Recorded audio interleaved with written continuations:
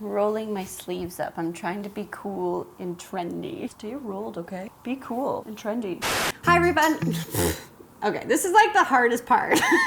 Hi everyone, I am Danie, and this channel is all about solving home decor dilemmas with a DIY. Da-da-da. If you're new to the channel, then please subscribe, like the video, and if you feel really good, then click the bell notification so you never miss a video when I upload. So today's dilemma is my dining room, kitchen, eating area. Right now, it's functioning as a storage / dog sleeping / book display area. So I'm taking it from this to this. A girl just wants a table to sit down at, you know what I mean? So I got a plan, and it's a good one. I want to build in like a custom bench that's gonna run all the way across the back and then over and up to here. And then I'm creating a custom tabletop that's going to match the benches. I was able to source a thrifted table legs. Look how lovely these legs are. And 2 chairs, and I got that for $75 on a buy and sell website. We're gonna sand it down, repaint it. We're gonna pop a custom tabletop on top of this bad boy. The best part about this DIY is I'm doing it for all under $200. That's like a steal. I'm gonna bring some function back into this corner. Yay! So the first thing I decided to do was assemble my benches. It's an idea we didn't want to bench, if you know what I mean. So to assemble the bench top and the tabletop, I'm using a pocket hole jig. I love this tool. If you do not own it, you need to own it. It makes all of your custom builds so much easier. It's like the greatest invention for all wood builds, ever. First I had to do is set up where I wanted my pocket holes to be on my long board. I'm gonna make a pocket hole there. I'm gonna make a pocket hole here. Then I just set my pocket hole jig to the correct wood depth. I drill my pocket holes. Of course it was raining, so I had to build everything inside my garage. So I set up my work table and then realized my workspace is not wide enough. So I had to stop, flip my table over, and work the other way. Rethinking good workspaces, yay!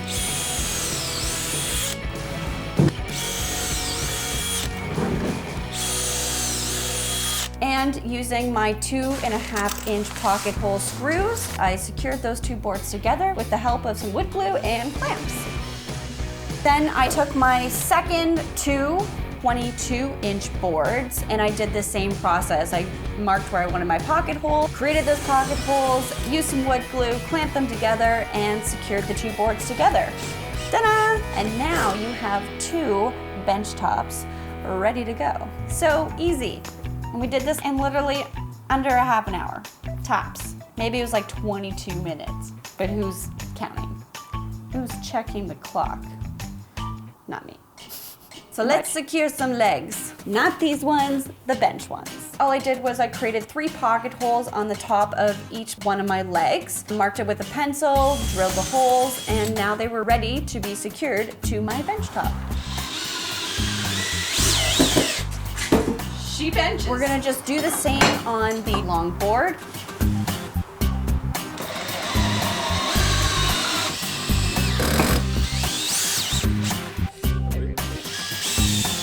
Just like that, bam, you got 2 benches ready for action.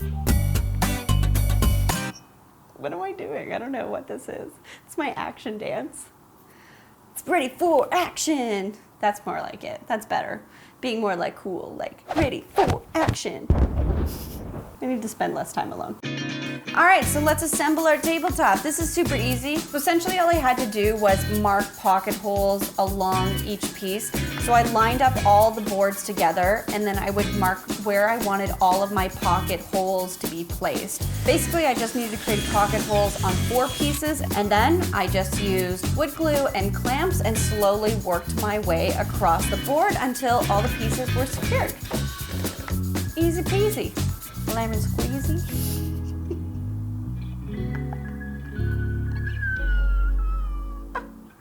And then at that point, it was starting to get very cold. I can't feel my hands no more. So I decided to call it quits for the day and hope to God the weather was great for the next day. But I got a lot accomplished day one. I got everything here, bench, I got the tabletop. I will start again tomorrow. Okay, so it's day 2 and it's piss pouring rain out again. Yay! The DIY gods are not answering. So I am in my garage. I've closed down the doors and I am going to start sanding this tabletop down so it's nice and smooth, starting with a 60 grit sandpaper. I lost my mask, so now I gotta protect my face. All right, so my day 2 was actually 5 days later. It was a holiday, so I was trying to use all the day that was given to me to get this project done.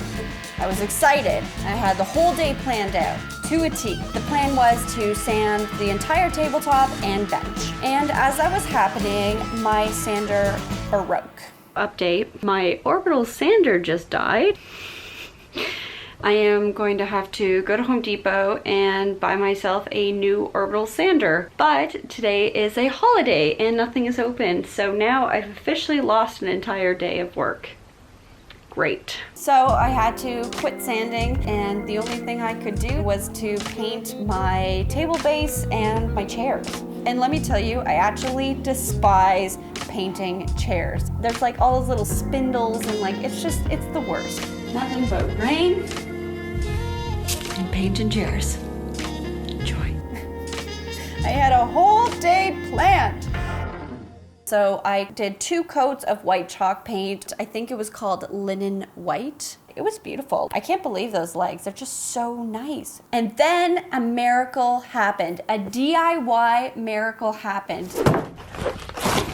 Now here's a life lesson, everyone. If you persevere, the DIY gods will give back. The DIY gods came around and my friend came and said, I have a sander, I'll bring it to you. Thank you. I was back in action, I felt good, and I got back on track. I sanded all the pieces down, and I was able to get a wood conditioner on top of both the table and the bench legs. At that point, I was ready to call it a night. Day 3, and the weather is still raining. Oh, rain, rain, go away. Won't you come back another DIY day? And it did. So I'm about to stain. Then we get to see this piece get transformed. I love this part. I love staining so much. The stain starts to bring out all the wood grains in the wood. You just start to see so much potential. I went with a beautiful walnut. I use it pretty much on all of my projects if it's for me. I love how warm and rustic it looks. It's just my go-to. This is where your project goes from, is this gonna turn out, to like, it's lovely. I love it so much. Guys, look how good this looks. I had a full day planned for this Saturday. I decided that I was going to paint the entire living room white.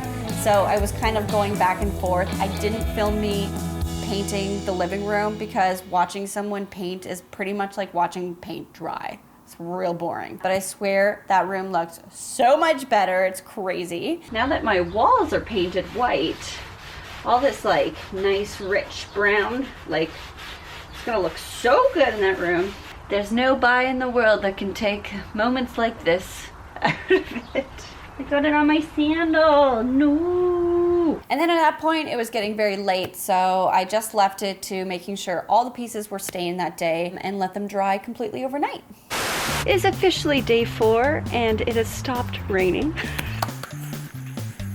I decided to enjoy the lack of rain and take my projects outside. Big day ahead of me, and the first step was to put on a finish. It's a triple thick 1-coat clear finish. It is a semi-gloss because I do want it to have a little bit of a sheen, and I am using a synthetic brush. Normally you want to use like a tapered brush. I'm using this because that's all I got, and once again, all of the stores are closed, so non-tapered brush it is. The plan was to do 3 coats. You always do your first layer and then you want to do a light sand after it's completely dry, and then do a second coat, and then I did a 3rd coat on top. You're almost there. You're at the finish line. You can't stop now. It's a long process, but it's totally worth it. You want to make sure that your pieces are good and durable. If you're going to be eating on it, you want to make it protected. Make it durable, use a finish. While I was waiting for the finish to dry, I wanted to start on the kind of like bottom braces. I don't know what we're calling them, actually. Basically, I've created them because the table leg has a piece of wood on the top of it that lets you attach it to your tabletop, and I wanted to hide that. So I'm creating like a little barrier around on the bottom of the table so that it hides that so you don't see it. So I don't know what that's called. If you know, let me know in the description box below. So I cut two 1x2s at 16.5 inches, and I cut two at 28.5 inches. So I'm gonna have two long pieces and two short pieces to kind of create a nice rectangular barrier on the bottom of my tabletop.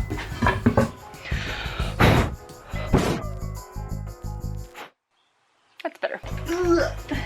So I have all four pieces cut. I simply just stain them in the same walnut brown color.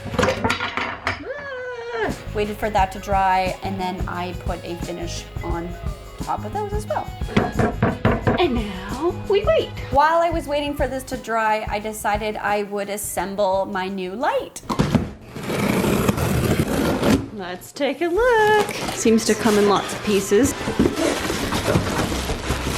funny, in the store, it looks black, but I don't know if you guys can see this, but it's kind of got like a browny, coppery tinge to it, which I don't hate. It'll kind of go really well with my brown table. And then got 3 of these boxes. Oh, that's quite nice, actually. That's the piece that comes on it. Here we go. Ah! Oh, this is nice. So how does this work? How does this go? So confused. This obviously sits like that. Like that. Does the light bulb hold it together?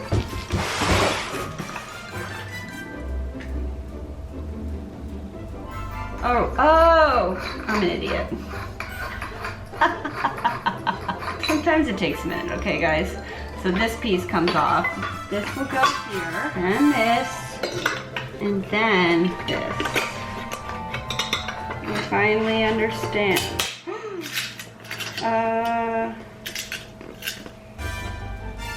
I just broke it. I literally just broke this. Well, that was short-lived. Yeah. So my table legs had a little square base at the top of it. This is what allows you to attach your tabletop, but it had 2 bolts that were sticking out of it from the previous tabletop, and I needed to get rid of those. The first thing I had to do was remove that wood base from the legs, and I used a spade bit to bore a hole into the 2 places where the bolts would run through. This way my bolt was able to sit flush with the wood top, but that didn't solve the problem of the bolt sticking out. So I just used a reciprocating saw and a metal cutting blade. Be very clear that this is a metal cutting blade, and I cut that bolt off so it sit nice and flush with the wood top. Ta-da! All right, so the last thing I needed to do was just attach all the pieces together. I simply just used a brad nailer and a 2-inch brad nail just to connect those pieces. So once I had that down, I used a 1.5-inch wood screw to screw my table base to my table.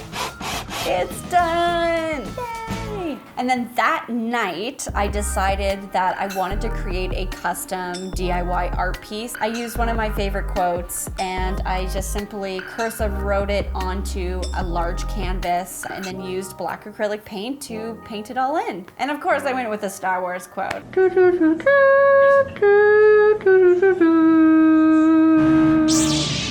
It's who I am. I can't help myself. It's nerdy. I love it. It's currently 8:14 a.m. and I am now sitting in the Home Depot parking lot so that I can go take back that broken light that was already broken when I opened it. Cross fingers that they'll take it back and replace it. Wish me luck.